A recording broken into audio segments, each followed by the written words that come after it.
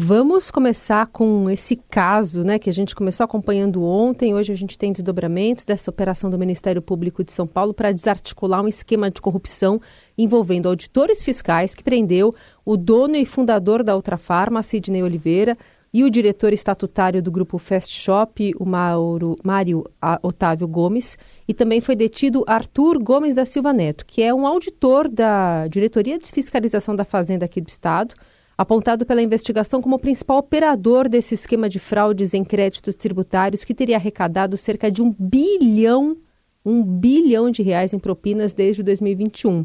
Ele coletava a documentação necessária da Fast Shop e da Ultrafarma para pedir o ressarcimento de créditos de ICMS junto à Secretaria da Fazenda.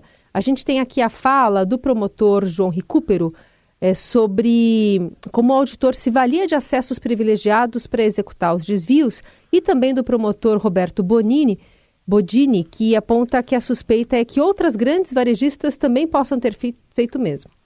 Ele sabia qual era a documentação, porque ele trabalhava na Secretaria da Fazenda. Quando eles mandavam algo errado, ele mesmo corrigia. Então, ele conseguia ter acesso porque ele se comunicava diariamente com o pessoal das empresas e solicitava essa documentação. E aí ele tinha o certificado digital, ele fazia o pedido e ele deferia o crédito no final. A nossa percepção é que outras várias empresas, grandes empresas do setor varejista, também podem ter se valido do mesmo esquema para conseguir a liberação desses créditos tributários. E ele atestava que este procedimento não seria revisto internamente. Ele garantia à empresa, que estava pagando valores altos, de que aquele procedimento internamente não seria revisto, não sofreria qualquer tipo de refiscalização. O nosso desafio daqui em diante é justamente verificar se há outros auditores fiscais também envolvidos.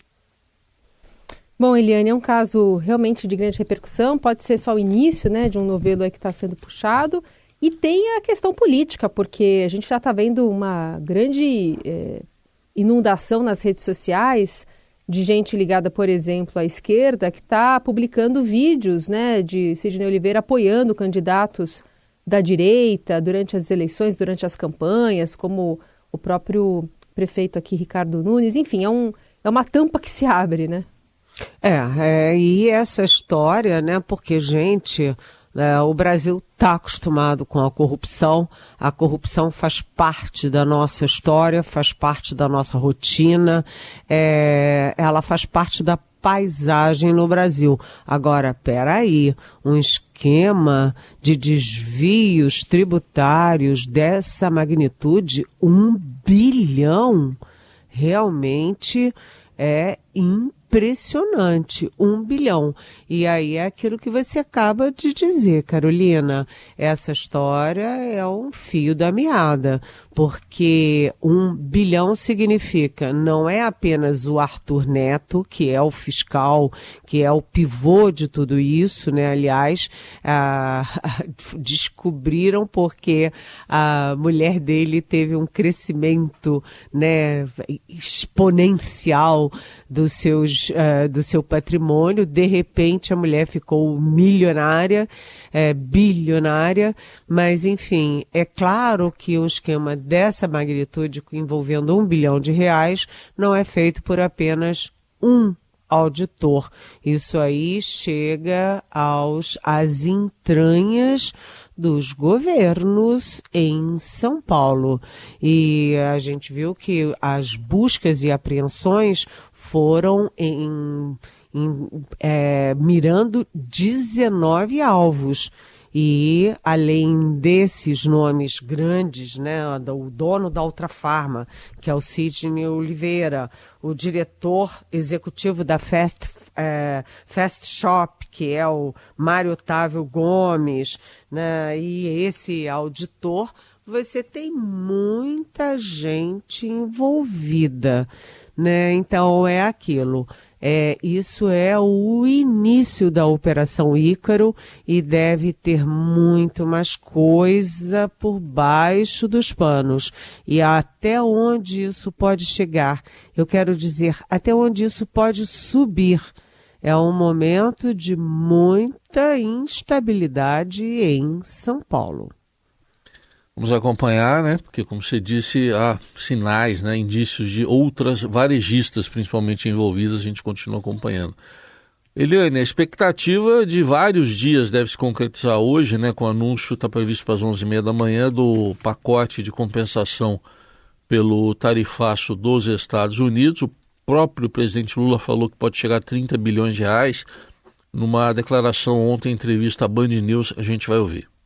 Eu vou assinar uma medida provisória que cria uma linha de crédito de 30 bilhões para as empresas brasileiras que, porventura, tiverem prejuízos com a taxação do Trump. Vai ter uma política de crédito que a gente está pensando em ajudar, sobretudo as pequenas empresas, o pessoal que exporta tilápia, que exporta fruta, que exporta mel, empresas de máquinas. As grandes têm mais poder de resistência.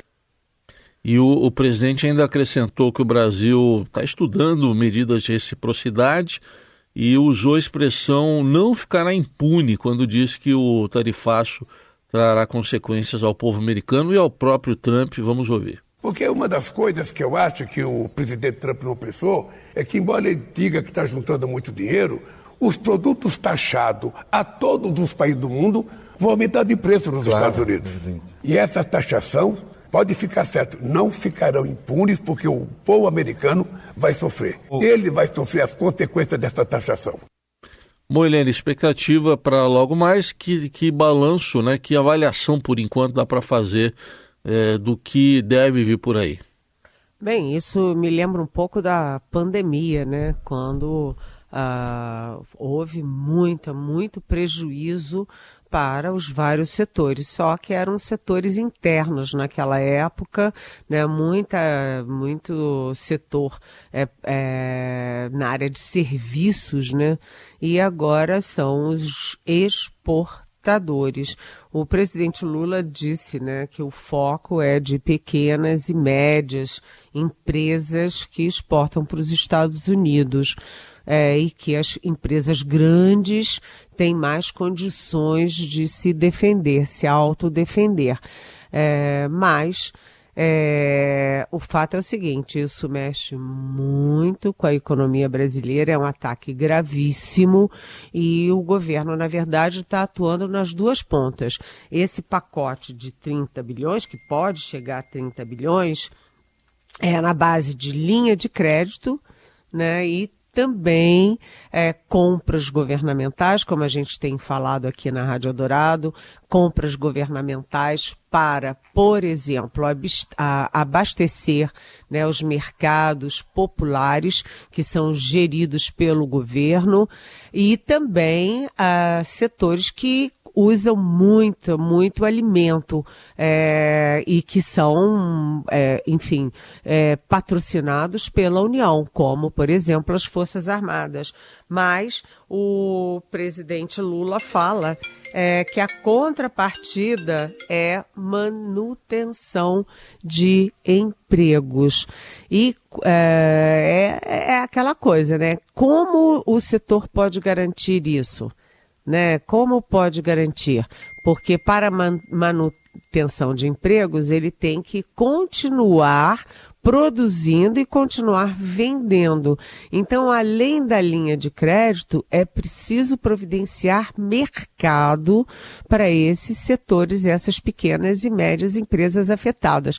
Aliás, né, hoje tem no nosso Estadão vamos dizer assim, uma informação que me pareceu muito curiosa, que é o seguinte, o biquíni brasileiro, né? O Brasil é um grande exportador de biquíni brasileiro para os Estados Unidos, aquele biquíni fio dental, etc. Também é um grande exportador de produtos de beleza, por exemplo, as manicures brasileiras fazem o maior sucesso em São Francisco, em Nova York, em Miami, né? A depilação brasileira e tal. E os biquínis brasileiros vão ter uma taxa de 74,9% nos Estados Unidos, para exportar para os Estados Unidos. Não há setor que resista a isso. Então, a linha de crédito ajuda, mas é preciso alguma coisa que dê fôlego para que os setores não apenas sejam salvos neste momento, mas tenham condições de sobrevida. Porque imagina quanta gente é empregada para fazer biquíni para os Estados Unidos. Isso eu usei como exemplo de como afeta a economia brasileira. Seguiremos por aqui, ouvindo Eliane Cantanhede, está com a gente para comentar também essa notícia, né, que já tinha de alguma forma começado a circular ontem, mas tivemos a confirmação dos Estados Unidos afirmando que a situação dos direitos humanos do Brasil se deteriorou nesse relatório divulgado pelo governo de Donald Trump, documento que foi elaborado pelo Departamento de Estado dos Estados Unidos, fazendo críticas ao presidente Lula, ao ministro do STF, Alexandre de Moraes, também critica a prisão dos apoiadores do ex-presidente Bolsonaro, critica a Europa e também afirma que não há abusos significativos de direitos humanos em El Salvador, por exemplo, para onde o governo Trump enviou vários imigrantes deportados e onde governa um aliado do republicano, que é o Nayib Bukele, que acaba de aprovar a reeleição ilimitada no país. São 2 pesos e 2 medidas, né, Eliane?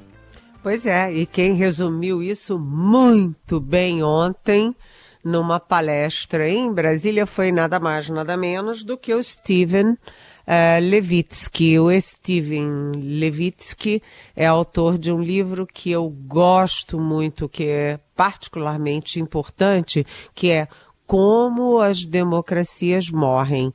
Né? Ele fez um livro mostrando que agora não há mais golpe botando tanque na rua, sangue para lá, sangue para cá, mas é sim você vai corroendo a democracia por dentro. É como, por exemplo, o Hugo Chávez fez na Venezuela. Fecha o Congresso, aí vai fechando e espremendo, né, o Supremo Tribunal Federal, a Suprema Corte, vai censurando a imprensa, e é assim que você vai produzindo ditaduras, como o Trump devagarzinho, aliás, está fazendo nos Estados Unidos. E o que o Steven Levitsky falou ontem em Brasília? Que a ironia dessas ações todas do Donald Trump contra o Brasil é que o Brasil está devidamente fazendo o que os Estados Unidos deveriam ter feito contra o próprio Trump. Porque o Brasil está punindo a tentativa de golpe, né? Está condenando e prendendo aqueles que depredaram o Congresso, o Planalto, o Supremo Tribunal Federal, e lá nos Estados Unidos o Donald Trump atiçou a turba que invadiu o Capitólio, que é o Congresso americano, quebrou tudo, morreram 5 pessoas, e nunca foi processado por isso. Então, Levitsky diz isso e eu acho muito apropriado. E ele disse que, como americano, tem vergonha do que os Estados Unidos estão fazendo contra o Brasil. E aí, esse relatório de direitos humanos, né, que acusa o Lula, que acusa o Alexandre de Moraes, é um relatório completamente absurdo, que reflete o quão absurdo é a mente do Donald Trump, porque ele defender El Salvador, gente, rapidamente, o que é o regime do Bukele em El Salvador, para onde o Trump manda deportados? Primeiro, o Bukele destituiu juízes da Suprema Corte e um procurador-geral. Né? Ele mudou as regras eleitorais judiciais para se autobeneficiar e se eternizar no governo. Isso de democrático não tem absolutamente nada. Né? Ele usou as Forças Armadas e as forças policiais para invadir o Congresso, para intimidar, pressionar o Congresso. Ele faz uma repressão a críticos e jornalistas e opositores usando o pretexto de combate à corrupção. Inclusive, bispos e padres católicos, né? Pergunte-se ao Vaticano qual é a posição do Vaticano em relação ao regime do Bukele. Entre o regime do Vaticano, entre o Vaticano e o Donald Trump, sinceramente, eu confio mais no Vaticano. Muito bem. Para a gente fechar, Helene, nosso último assunto, o que você acha que vai sair do forno lá da Câmara em relação aos bolsonaristas que fizeram aquele motim semana passada? Gente, é mais um escândalo, né? É um escândalo atrás do outro, cansativo, né? O que a Câmara está fazendo? Apresentaram queixas para a mesa da Câmara de 14 bolsonaristas, deputados bolsonaristas, que ocuparam a mesa da Câmara, que ocuparam a cadeira do presidente da Câmara, que atualmente é o Hugo Motta, para impedir o funcionamento da Câmara dos Deputados. São 14 denunciados, vamos dizer assim, e isso foi parar na Corregedoria da Câmara. E olha só, quem é o corregedor da Câmara é um deputado chamado Diego Coronel, do PSD da Bahia. E esse corregedor disse que a apuração tem que ser individual e não coletiva. E, em vez de decidir tudo em 48 horas, porque as fotos, mais prova e evidência do que as fotos e os vídeos não precisa, né? Tá tudo lá, tá todo mundo lá, tem os gritos lá, tem toda a ação, tá exposta, tá evidente. Pois ele transformou essa investigação numa investigação de 50 dias. 50 dias. 5 dias para apresentação de defesa e 45 para a apuração. O que ele quer apurar em 45 dias? Nada, né? Ele quer empurrar com a barriga e daqui a 50 dias dizer, olha, não aconteceu nada. Acaba-se o ano, vem o recesso, vem Natal, Ano Novo, recesso e acabou-se a história. Portanto, isso é a chamada pizza, né? A Câmara está produzindo uma pizza fingindo que está investigando e não está investigando coisa nenhuma. E isso tem a complacência do Hugo Motta, que não quer confusão com os bolsonaristas, apesar de estar tendo uma atuação bastante efetiva agora, ou ação não, manifestações bastante efetivas para criticar, por exemplo, Eduardo Bolsonaro, que, aliás, está hoje com Paulo Figueiredo em Washington, levando dossiês contra ministros do Supremo para que os Estados Unidos possam sancionar ainda mais o Brasil. Ingerência dos Estados Unidos na política interna brasileira, nas instituições internas brasileiras. É tudo muito assustador. Só para concluir, a coluna do Estadão simplesmente publica hoje que este corregedor, o Diego Coronel, que eu repito é do PSD da Bahia, né, fraudou, é suspeito de fraude em licitações de 1,9 milhão de reais numa prefeitura baiana.